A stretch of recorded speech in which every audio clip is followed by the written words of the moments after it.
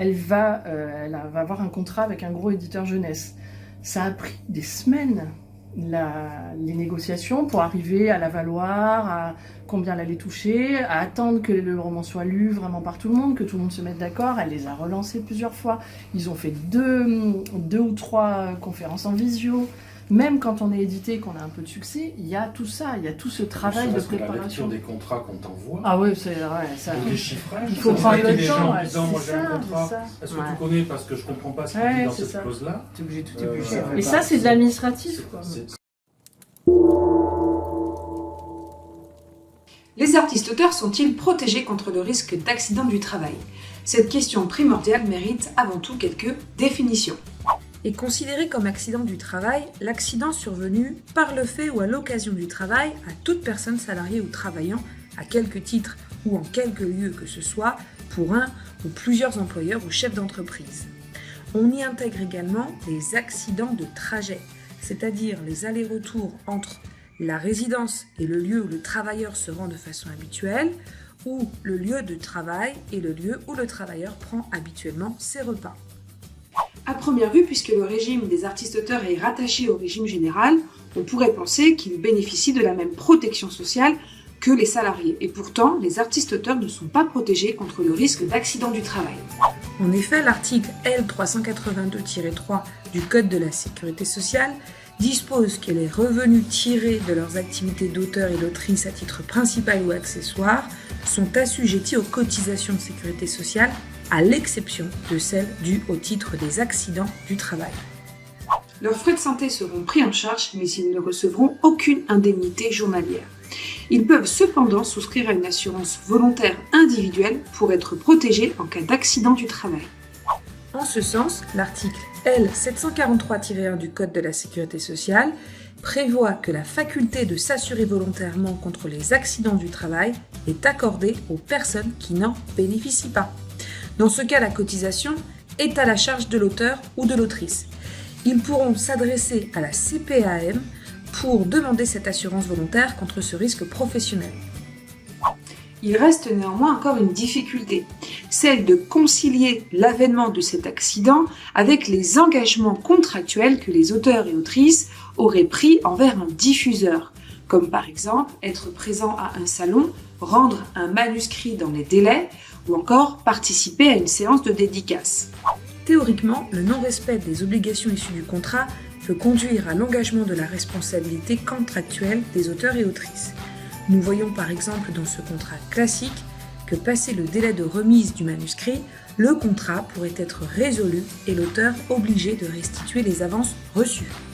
Évidemment, le bon sens voudrait que le co-contractant se montre conciliant, mais ce n'est malheureusement pas toujours le cas. Raison pour laquelle vous devez savoir qu'il existe par ailleurs des techniques pour s'exonérer de toute responsabilité en envisageant notamment l'accident du travail comme un cas de force majeure. L'empêchement est temporaire, dont l'exécution du contrat doit être suspendue. Il vous est donc fortement recommandé de souscrire à une assurance volontaire. En l'absence d'un encadrement spécial de vos conditions de travail, celles-ci sont presque rendues invisibles et l'on fait le constat malheureux que vos œuvres de l'esprit, prolongement de votre personnalité, sont finalement mieux protégées que votre propre corps. Formons donc le vœu que le législateur intervienne dans les meilleurs délais pour remédier à cette incohérence. Bonjour, moi je m'appelle Lison Fernet. Je suis française, j'habite en Belgique depuis 10 ans et je suis illustratrice et autrice de BD. Et je suis à l'Abdil depuis même pas un an et grâce à ça, ça m'a permis de découvrir un peu comment fonctionnait le système belge et les soutiens qui existent pour les artistes ou les non-soutiens, enfin, de voir un peu comment fonctionnaient nos droits en Belgique en tant qu'artiste. Ce que j'aimerais avec cette loi européenne, c'est que ça permette de consolider le statut d'artiste qui vient de se créer en Belgique, qui est tout jeune et qui est un peu fragile du coup. Donc si tous les autres pays faisaient comme la Belgique, on aurait une situation beaucoup plus solide et ce serait une bonne chose, je pense, pour tous les pays aussi.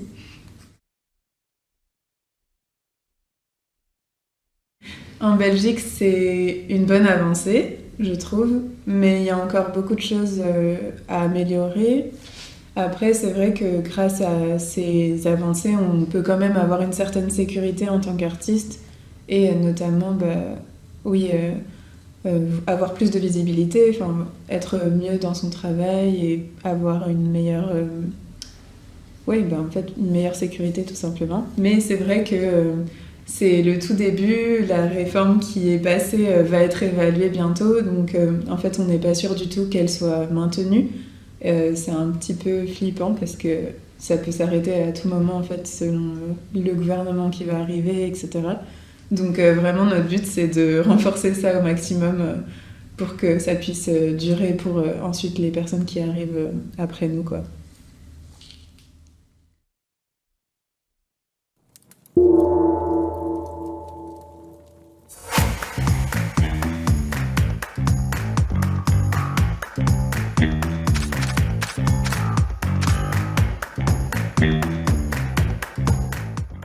Bon, alors, je vous ai proposé qu'on se voit tous les trois pour essayer de résoudre un problème qui, pour moi, est juste un malentendu.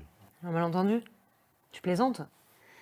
T'es en train de me dire qu'il faudrait que j'accepte que le scénario que j'ai écrit pendant 10 ans soit co-signé à 50% avec ce réalisateur? Tout ça parce qu'il a rajouté 2 virgules dans les dialogues? C'est important, les virgules. Toute la vérité d'un rôle réside dans un non-dit. Un silence, un grand regard. Tu veux avec ton regard? Moi, je te parle d'une histoire qui vient du plus profond de moi, de l'intime, où je me livre comme jamais. Et moi aussi, je me livre. Si j'ai transposé ton histoire dans les Landes, c'est parce que j'ai des grands souvenirs d'enfance à Hossegor. Je convoque le suicide de ma mère, et tu me parles de tes souvenirs de surfeur, là? Pour que ça soit personnel pour tous les deux, il faudrait que ma mère se soit suicidée aussi. Si tu veux, je peux l'appeler, on arrange ça.